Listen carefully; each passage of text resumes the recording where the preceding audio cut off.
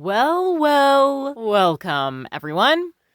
Yes. Now, Jen, I have a question for you. Yes? If God really wanted to do something, Okay. could you stop him? No. Fair enough.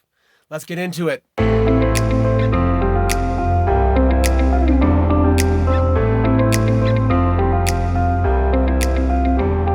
Welcome, everyone. We are Red Weather Christians. I'm Steve. And I'm Jen. Here we go. So we are talking today about the death penalty. Oh, boy. Buckle in, everyone. This started, of course, we mentioned this back. Things started in Michigan. We developed things. So we were in a wonderful Sunday school class. Yeah, it was Sunday school. So Sunday morning, going to, doing the Christian thing. We were in Sunday school. And it was, do you remember the topic of it? Like the general, I think it was like a marriage. Oh, I remember. Yeah. It was Leave and Cleave. That was the name of our Sunday school class. Well, it was biblical. So yes, of course, leave and cleave. It was about how when you get married, you leave your parents and you cleave to your spouse. Yes. Leave and cleave. Kind of like Leave It to Cleavers. Yeah. Right. That's a thing. Beaver cleaver? Anyway, Jen doesn't know that reference. Maybe some of you do. What it came down to is the topic, it wasn't always about marriage, but the topic had come to, death penalty for some reason. Like if someone did something heinous to your spouse or your kids, what would you do? What would you want done? What would be justice to you? Yeah, I think it was framed in the way of if somebody did something to your spouse. And of course, the room was nearly unanimous. I would say it erupted in death penalty. Right, kill them. If you can find that person who did that heinous thing that probably murdered your spouse, then they themselves would deserve death. Yeah, I remember somebody speaking up and saying, if somebody did something to my wife, I would want to kill them. And wanting to kill isn't great, but acting on that want is really bad. Yes. So we're going to be talking about the death penalty and how it seems like a lot of Christians support the death penalty. This is weird to Steve and me. Right. We probably bumbled our way through high school and college just accepting that's part of life, that the death penalty exists for murderers. Yeah, well, okay, rewind just a bit here.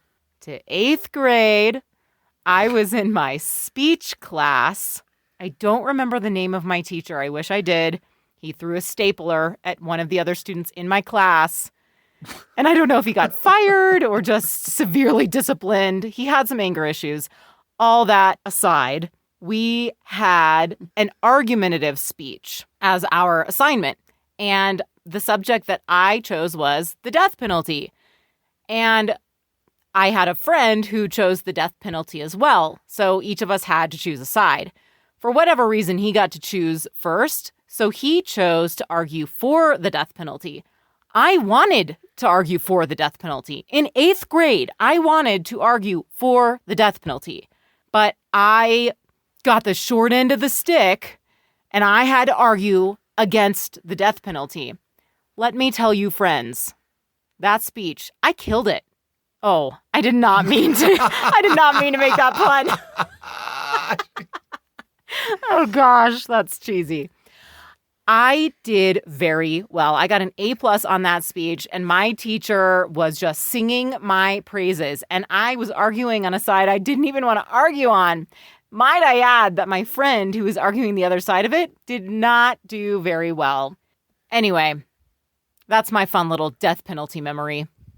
Okay. Do you remember anything that you said in defense of? Yes. I mean, I remember talking about how everybody deserves to learn from their mistakes and try again and try to be better humans. And who are we to cut off that opportunity?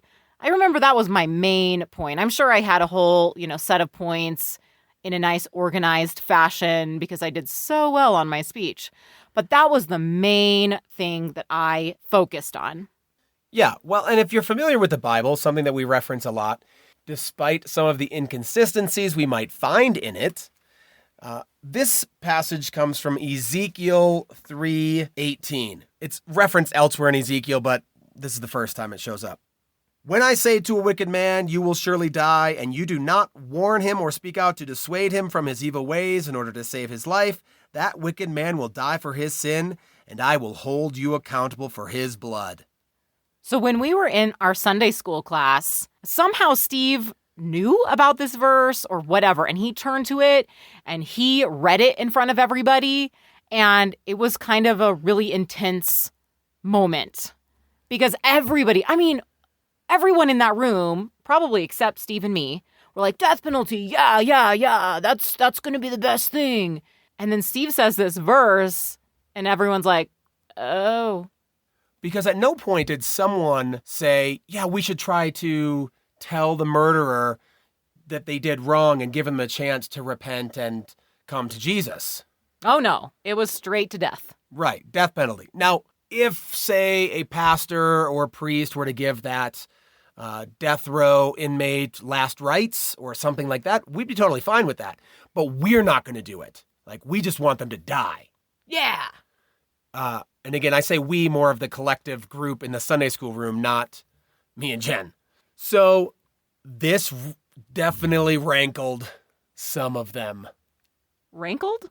What? Yes, that's what was a word. That word? Oh, okay. It's also in that little blue truck book. I read it. What? All the cars in the traffic, they got... Rankled? Rankle. Look it up. Okay. I will look that up. Anyway, so yes, the people were disturbed by this, and not that we had fully developed our anti-death penalty stance at all, but that we are just questioning things. As we do. And we use the Bible to make this question. Yeah, and it made things very awkward in that room. The air suddenly became very thick. Because the literal response from one lady was, I don't care about them. They deserve to die. Which did not seem like a Christian response to us. did not seem like, no, it just wasn't. I mean, it wasn't. I mean, that's tough. What do you do with that? Well, on top of that, there was a movie released in 2003, I believe, Life of David Gale. Oh my goodness, this movie was highly disturbing. For lots of reasons, and it's not the only movie that highlights the death penalty and the problems with it. But we watched it together and we were greatly influenced, Jen would say disturbed, by the storyline. Yes, and for those of you who don't know the storyline of that movie, we're not going to ruin the movie for you. But basically it sets him up to be put on death row. And then there's a whole falling out of why is he on death row? Can they clear his name from death row? The whole process of convicting someone and putting them on death row seems and is drastically flawed. In combination with Life of David Gale and just our growing up and maturing as human beings around this particular point, we also started hearing more from the Innocence Project and how people on death row, or people in general who were incarcerated, were wrongfully convicted for just ridiculous reasons. We're talking DAs were corrupt. We're talking evidence was manufactured. All sorts of things. And that's not to say that some people aren't guilty of doing bad things. That's still true. But some of them aren't. Thank you, DNA tests. Because that was what cleared a lot of these people in the Innocence Project. If they could even get a retrial. Right. So now we're looking at death penalty. And how do we look at this from a biblical perspective? Because the Bible is rife, especially the Old Testament, with ways or means or reasons to kill someone. I'll list a couple for you. Oh boy, here we go. I told you guys to buckle up. So an obvious one, homicide. Death. Striking one's parents. Death. Kidnapping. Death. Cursing one's parents. Death. Witchcraft. Death. Bestiality. Death. Worshipping other gods. Death. Violating the Sabbath. Death. Child sacrifice. Death. Adultery. Death. Incest. Death. Male homosexuality. Death. Encroaching on the Ark of the Covenant. Death. Blaspheme. Death. Refusing a court's ruling. Death. Priestly duties. Death. Malicious false testimony. Death. Rebellion against parents. Death. Non-virgin bride. Death. Sex with a virgin girl who is betrothed. Death. And harlotry. Death. I might have missed a couple. But yeah, there are lots of reasons to just kill someone because they didn't follow the law. Death. Okay, right. And we modern Christians like to think that, oh, the Old Testament laws, we got rid of those with the new covenant. That's great. But we still like the death penalty. We really like the death penalty. We think it is some form of divine justice, even though Jesus, with his Sermon on the Mount, which is often quoted even outside of the world of Christianity as being a lovely monologue of what to do and how to live, says there should no longer be an eye for an eye. No more retribution for these types of behavior. It's not if someone murders, now you murder them. Well, I'm just glad I didn't live in the Old Testament. And then you have another wonderful case from Jesus. Do you remember the woman caught in adultery? Ooh, yes. That was a big deal. So if you want to look it up, it's in John 8. We're going to summarize it for you. We have woman caught in adultery, probably naked, thrown in front of a bunch of people, mostly men, who are now casting judgment upon her, and they say, they've all got stones in their hands, and they say, Jesus, she was caught in adultery. What say you? And they just had their stones in their hands ready to throw, ready to stone this woman to death. And let's be clear. We have heard sermons on this ad nauseum, but it's a really good one because in the end, spoiler alert, but Jesus then says, famously, he who is without sin cast the first stone. Awkward. And yes, all those self-righteous men were actually honest with themselves and walked away. I mean, they're not going to be like, oh yeah, I'm going to throw my stone. Jesus is standing right there. Be like, you shouldn't do that. Not that they cared that it was Jesus. I mean, these are the same type of people who eventually tried and convicted him for blaspheme. So, his punishment fit the crime. Blaspheme, death. Oh. But we have this sneaky problem in the New Testament. Very, very sneaky. Because we really like it when Paul tells us that we can do things still. Oh, Paul. Paul is, wow, what a guy. He says a lot of weird things we do not understand. So, for instance, this comes from Romans 13:4. Very popular passage. If you've ever looked into the death penalty at all, or, you could Wikipedia this thing, you'll see similar things like this. But it says, for he is God's servant to do you good. But if you do wrong, be afraid, for he does not bear the sword for nothing. He is God's servant, an agent of wrath, to bring punishment on the wrongdoer. Ick. Suddenly, we have the role of the executioner, who's usually masked and whatnot, as this servant of God, an agent of wrath, to do what? It just really glamorizes violence in the church. And I can't get on board with that. It doesn't make sense to me. Holding the sword and this and that. And so we've got other instances where God takes the life of a human being. In the Old Testament, you can look up, it's Uzzah. He's the one who touches the ark to help it stop from falling, even though the people who were moving the ark were doing the wrong thing. They were supposed to be carrying it. It was on wheels. Anyway, Uzzah gets struck down by lightning, by God, presumably, and that's the death penalty for him. In the New Testament, we also have God seemingly striking people down dead, enacting the death penalty. This would be Ananias and Sapphira. oh, yeah. All they did was lie about the money that they were bringing in. I say all that they did. I guess that was a pretty hefty thing to do. Yeah. And we've heard sermons on this story as well. And sometimes we've heard pastors say that this was basically to set an example to not lie to God. Okay. But is it still God striking down these people? Killing them? Yes. So was it literal? Was it a literal story? Did these people actually exist? Ananias and Sapphira, were they real people? Or was this part of some sort of allegory? I don't know. But even if we take it literally, even if you think about these people being struck down, it wasn't Peter taking their money and saying, oh, you lied. We know you lied. And And we know that Peter was willing to pull out his sword and strike someone. That is also documented in the Bible. He did not consider himself God's servant to enact the death penalty on these two people. Who did? God did. And that's where I have the biggest problem with this. I asked you in the beginning of this, Jen, who are we to stop God from doing what he wants? Right. That means we don't have to act.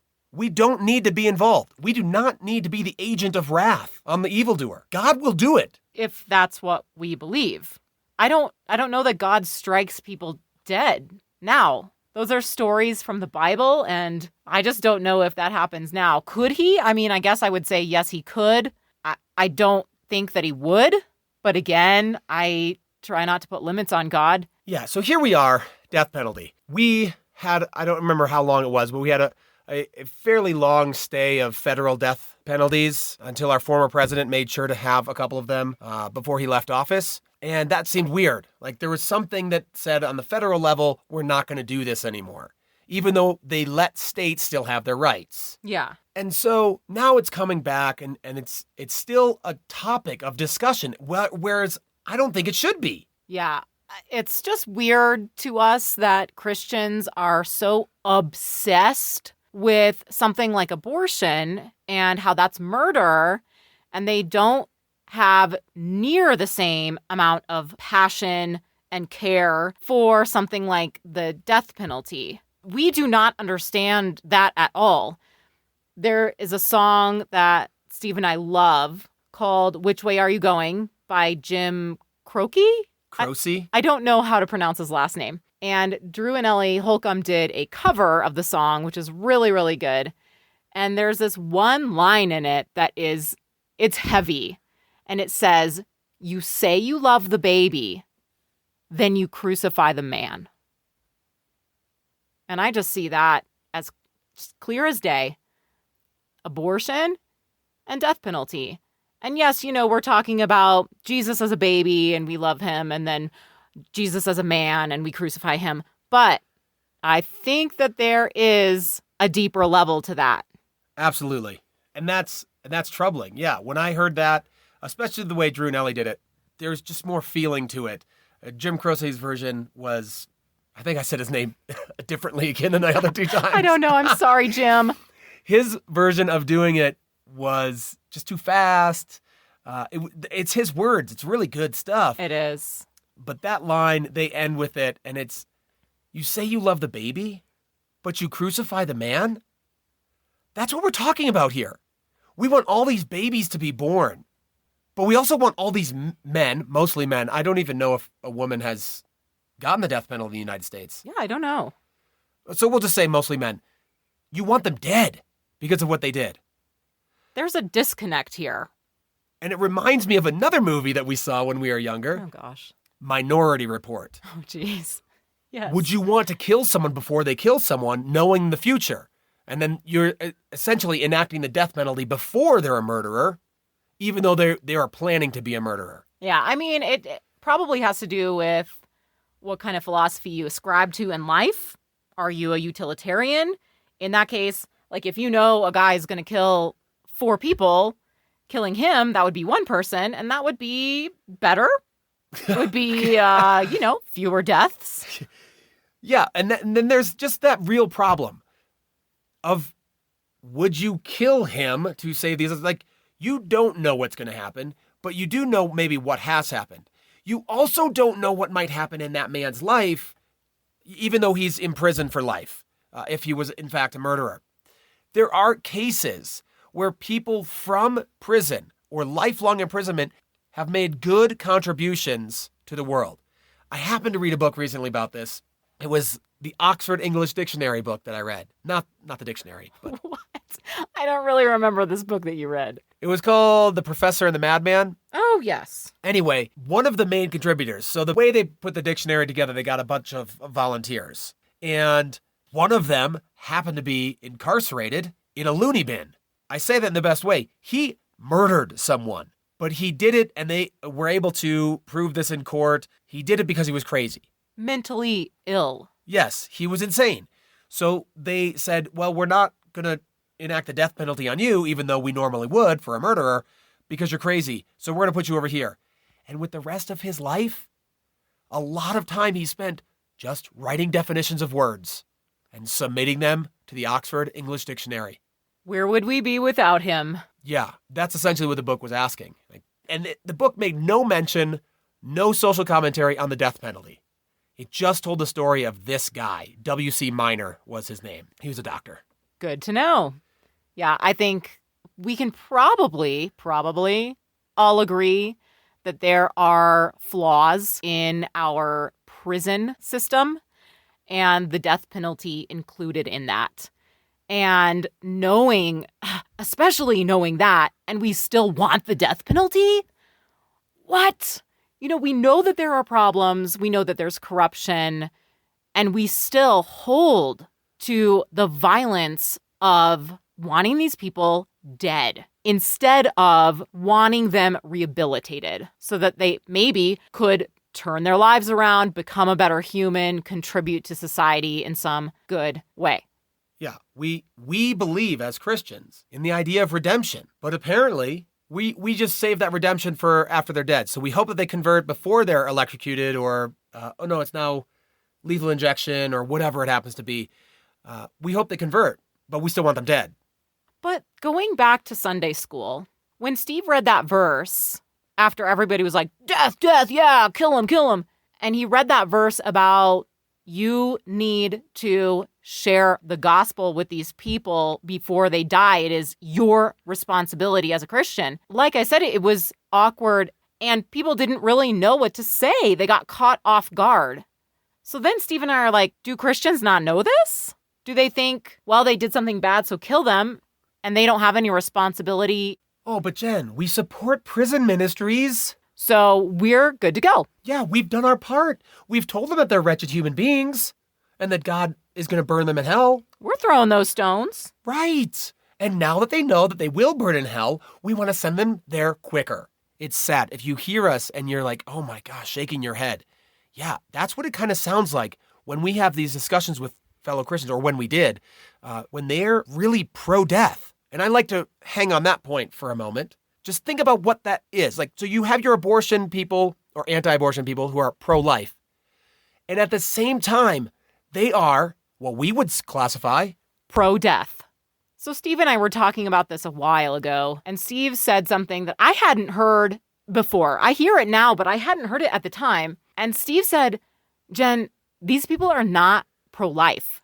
They are pro-birth. And that stuck with me. Yeah, so this is going out there to any Christian who might still think the death penalty is an acceptable means to an end. If you truly believe in God and that he is all-powerful, he'll kill them. He will. And we don't have to get our hands dirty on that. Well, I think it just goes back to what is our responsibility. And, if we believe in that verse from Ezekiel, then we are going to be playing a much larger role in quote-unquote prison ministries, emphasis on death row ministries. And if we, quote-unquote we, do not convert these inmates before they are put to death, that's on us. Look, this could go another way too, Jen. What's that, Steve? War. What is it good for? Absolutely nothing. Say it again, yeah. So if you think about the death penalty, you think that's just what we do with the people who are inside of our country. We also are enacting death penalty on people outside of our country, and we don't usually care or know or see any of it. Yeah, this goes all the way back again to something that we talk about a lot, and that is relationships. When you are further removed from people and their situations and bad things happen to them, you just don't care. And in war, you are instructed to do what you have to do to not only survive, but to accomplish the mission. And sometimes that mission is kill, destroy whoever is in your way. Get to that next checkpoint, and if anyone stands in your way, you kill them. We are not going to do a deep dive into war or just war theories or anything like that, because the Bible does not help. It's actually counter-effective. It actually includes genocide and all sorts of atrocities of war. Yes, I think most religions' Bibles do contain those things. So we're not going to go down that path, but you can imagine that, yes, we might also oppose that kind of armed conflict that leads to death of others. You might then say, oh, Jen and Steve are terrible pacifists and they want all of our soldiers to die. No, I wouldn't say that. I think, again, American culture has glamorized war. Just think of some of the slogans that are used. Be all that you can be. You know, those things. What are some of the other Throw ones? it back to the 90s. Yeah, buddy. When they were trying to recruit us. Well, just me, really. Yeah, they didn't really want me.